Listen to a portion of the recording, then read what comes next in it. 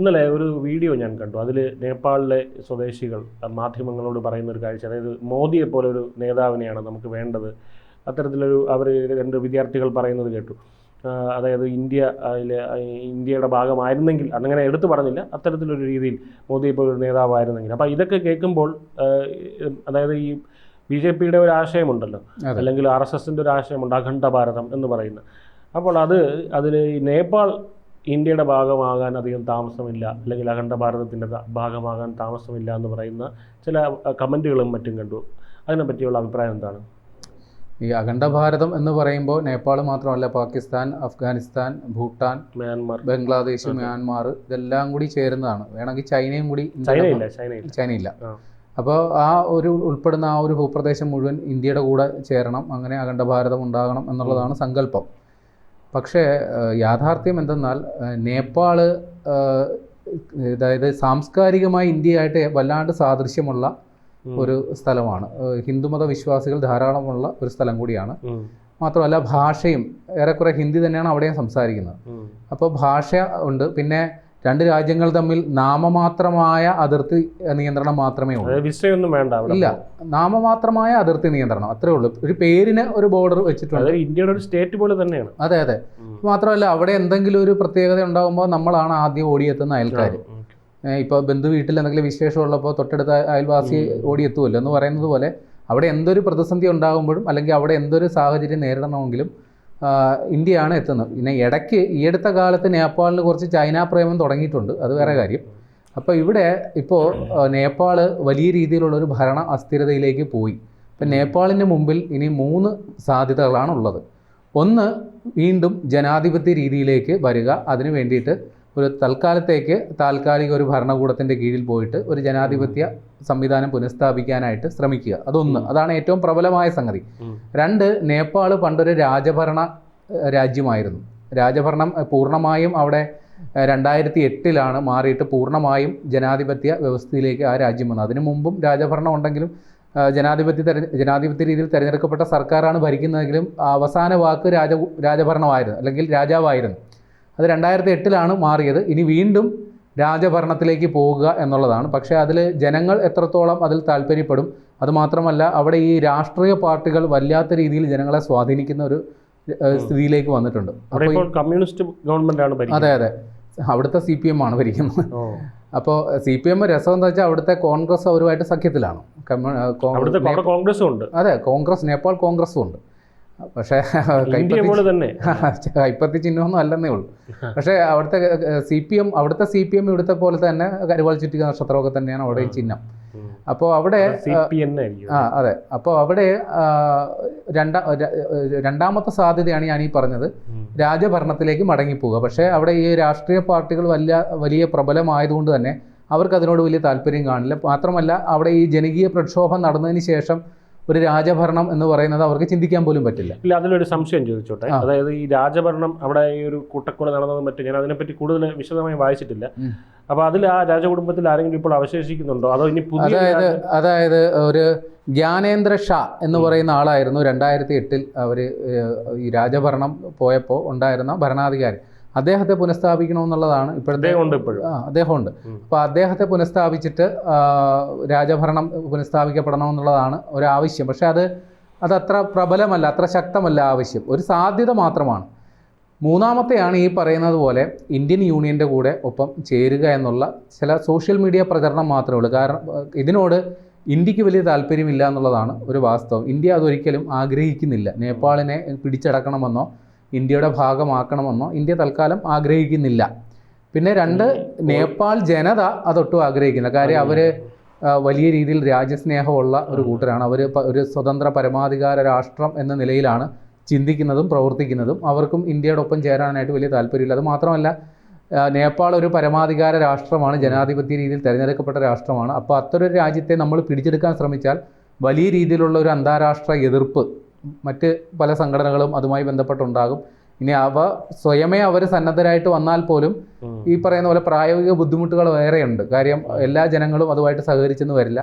വലിയ അഭിപ്രായ ഭിന്നതകളും മറ്റ് പ്രശ്നങ്ങളും അവിടെ ഇപ്പം നടക്കുന്ന സംഘർഷങ്ങൾ മറ്റു രീതിയിൽ അത് വ്യാപിക്കാനേ ഇത് ഇടയാവുള്ളൂ. അപ്പോൾ ഇന്ത്യ ഒരിക്കലും നേപ്പാളിനെ കൂടെ കൂട്ടി ഒരു പ്രശ്ന പരിഹാരത്തിന് ശ്രമിക്കുമെന്ന് തൽക്കാലം ചിന്തിക്കേണ്ടതില്ല. ഇപ്പോൾ നിലവിൽ അവിടെ നേരത്തെ പറഞ്ഞതുപോലെ ഭരണം പൂർണ്ണമായി നിലച്ചു.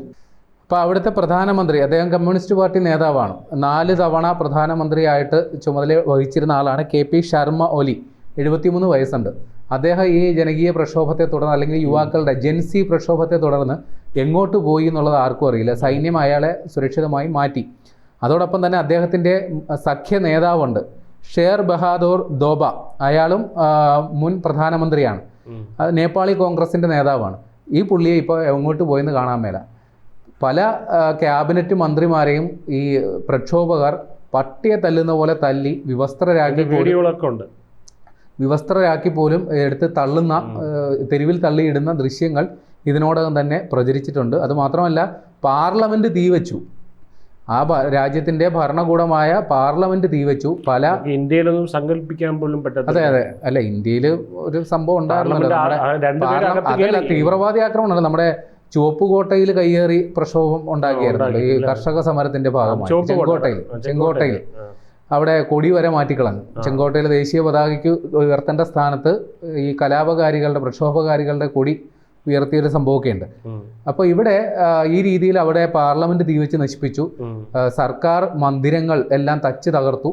ഇതുമായി ബന്ധപ്പെട്ട് വലിയ പ്രശ്നങ്ങൾ നടക്കുന്നുണ്ട്. അപ്പോൾ ആ നേപ്പാൾ ഇപ്പോൾ നിലവിൽ അവിടുത്തെ സൈന്യമാണ് കാര്യങ്ങൾ നിയന്ത്രിക്കുന്നത്. സൈന്യം അവിടെ ഒരു കർഫ്യൂ പോലെ പ്രഖ്യാപിച്ചിരിക്കുകയാണ്. ജനങ്ങൾ ആരും തൽക്കാലം പുറത്തിറങ്ങരുത്, കർശന നിർദ്ദേശം കൊടുത്തിരിക്കുകയാണ്. അതുമാത്രമല്ല, ഈ കഠ്മണ്ഡുവിലാണ് ഏറ്റവും വലിയ നിയന്ത്രണം, അടിയന്തരാവസ്ഥ തന്നെ. അതുമാത്രമല്ല, ആ രാജ്യത്ത് പല ജയിലുകളും ആക്രമിക്കപ്പെട്ടു. 13,000 പേര് ജയിലിൽ നിന്ന് മോചിതരായി എന്നുള്ള വാർത്തകൾ വരുന്നു. അത് ക്രിമിനലുകൾ വലിയ കുറ്റങ്ങളൊക്കെ ചെയ്ത് അകത്ത് കിടന്ന 13,000 പേര് ഇപ്പോൾ ജയിൽ മോചിതരായി. 77 ജില്ലകളിലെ സംഭവമാണ് പറയുന്നത്. അതുമാത്രമല്ല, ഈ ആർമി ഹെഡ്ക്വാർട്ടേഴ്സിൽ വലിയ കൂടിയാലോചനകൾ നടക്കുകയാണ്. അവിടുത്തെ മുൻ ഒരു ജഡ്ജിയുണ്ട്, അദ്ദേഹത്തിൻ്റെ പേര് സുശീല കർക്കി എന്നാണ്. അപ്പോൾ ഇയാളെ അടുത്ത പ്രധാനമന്ത്രിയാക്കണം എന്നുള്ളതാണ് ഇപ്പോഴത്തെ ഒരു ആവശ്യം. അപ്പോൾ അദ്ദേഹം അതിനോട് യോജിക്കുന്നുണ്ട്. പക്ഷേ പറയുന്നത് ഇപ്പോഴും ഈ ഭരണകൂടം നിലനിൽക്കുന്നു എന്നുള്ളതാണ് ഈ സുശീല കർക്കിയുടെ ഒരു നിഗമനം അല്ലെങ്കിൽ നിലപാട്. അദ്ദേഹം പറയുന്നു, പ്രസിഡന്റ്, നിലവിലെ അവിടുത്തെ രാഷ്ട്രപതി രാമചന്ദ്ര പന്തേൽ എന്ന് പറയുന്ന ആളാണ് അവിടുത്തെ രാഷ്ട്രപതി. ഈ രാഷ്ട്രപതി ഇപ്പോൾ നിലവിൽ അവിടെ ഏറ്റവും വലിയ സഖ്യകക്ഷി അല്ലെങ്കിൽ ഏറ്റവും വലിയ പാർട്ടി ഏതാണോ, രാഷ്ട്രീയ പാർട്ടി ആരാണോ, അവരെ വിളിച്ച് ഒരു സർക്കാർ രൂപീകരിക്കണമെന്നുള്ളതാണ് ഈ സുശീല കർക്കിയുടെ നിലപാട്. പക്ഷേ ഈ രാഷ്ട്രീയ പാർട്ടികൾ എല്ലാവരും തന്നെ ഇപ്പോൾ ഒളിവിലാണ്, നേതാക്കൾ ആരും തന്നെ ഇപ്പോൾ ഇല്ല. അപ്പോൾ ഇത്തരത്തിൽ ഒരു സർക്കാർ രൂപീകരണം അവിടെ നടക്കും എന്നുള്ള കാര്യത്തിൽ വ്യക്തതയില്ല. മറ്റൊരു പേര് ഉയർന്നു വരുന്നത് കഠ്മണ്ഡുവിലെ മേയർ ബലേൻ ഷാ എന്ന് പറയുന്ന ആളാണ്. 35 വയസ്സേ ഉള്ളൂ. ഇയാൾ പഴയ ഒരു പാട്ടുകാരൻ, ഒരു റാപ്പർ പാട്ടുകാരനാണ്, ഒരു എഞ്ചിനീയറൊക്കെ കൂടിയാണ്. അതിനുശേഷമാണ് ഇദ്ദേഹം പൊളിറ്റിക്സിലേക്ക് വരുന്നത്. അപ്പോൾ ഇയാളെയും പ്രധാനമന്ത്രിയാക്കാനായിട്ട് നീക്കം നടക്കുന്നുണ്ട്. പിന്നെ വലിയ രീതിയിലുള്ള കലാപം നേപ്പാൾ ഇപ്പോൾ അഭിമുഖീകരിച്ചു കഴിഞ്ഞു. 30ഓളം പേർ ഇതിനോടകം തന്നെ കൊല്ലപ്പെട്ടിട്ടുണ്ട്. അതിൽ 3 പേര് പോലീസുകാരാണ്. അത് മാത്രമല്ല, 633 പേർക്ക് ഈ ഏതാണ്ട് 3 ദിവസമായിട്ട് നീളുന്ന കലാപത്തിൽ പരിക്കേറ്റിട്ടുണ്ട്. പലരും, അതായത് ഈ